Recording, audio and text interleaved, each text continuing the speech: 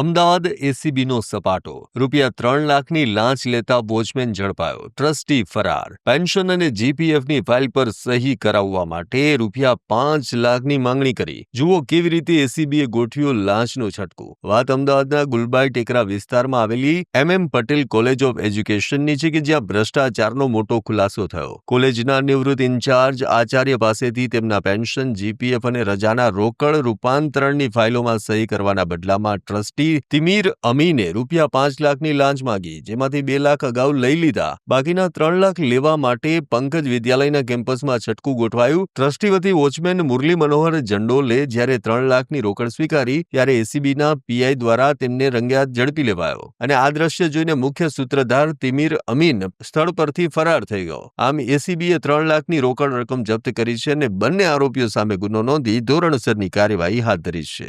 આવા જ અવનવા વિડીયો જોવા માટે ફોલો કરો ઇન સેકન્ડ્સ.